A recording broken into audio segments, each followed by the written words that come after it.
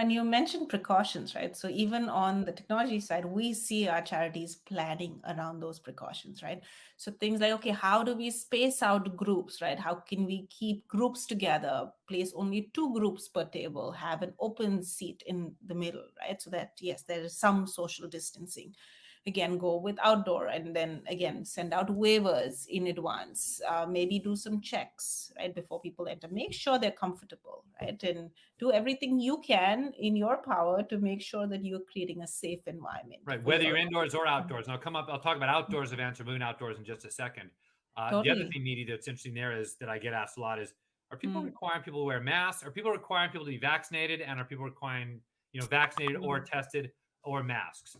What we're seeing is, yeah, a number of events are actually requiring vaccinations. Again, a lot of it depends where you are in the country, but in Northern California in particular, a lot of events are requiring vaxes or recent COVID tests, or some of them can even rapid COVID test you there. Masks, we're not really seeing. I think, the big concern about masks is who wants to police it, right? I mean, just however you feel about masks, and I have clients on all sides of the fence. I'm not going to address that at all. My thoughts on that in this, I'm not touching that with a 10-foot pole. But what I do know is that people don't want to have to police masks at their event, right? You have some people very diligent on masks. Some people, wearing the chin diaper, and then, hey, you pull your mask up. No, I'm not going to, screw you. And the next thing you're fighting, just like on Southwest Airlines and stuff. We're not doing that. And I think most people are like, we're not going to go there. So, and I also think, a lot of times, a lot of folks are comfortable in masks for things you have to do. Your kids have to go to school. You've got to travel to Chicago for whatever reason. Fine, they'll wear a mask. But for an optional thing, I mean, people don't have to go to your event.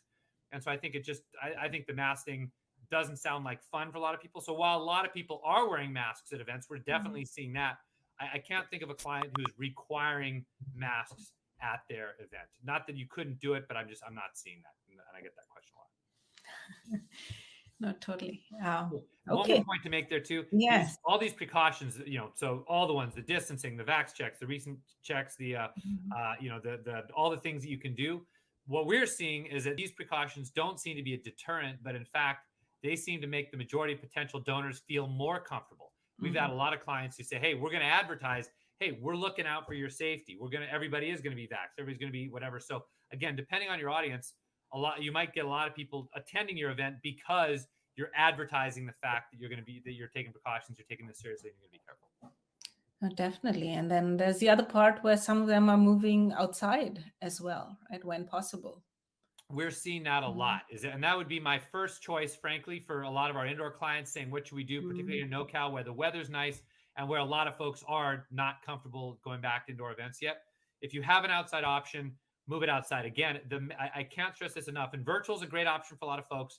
We'll come back to that. We'll be talking more about that.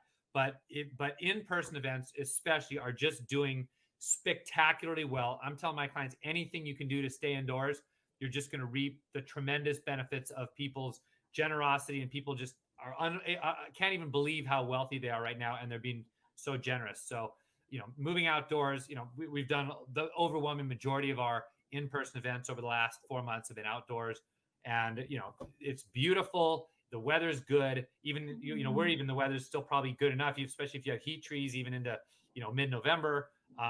There's just a lot of benefit. Moving outdoors, to me, is the obvious choice if you can do it.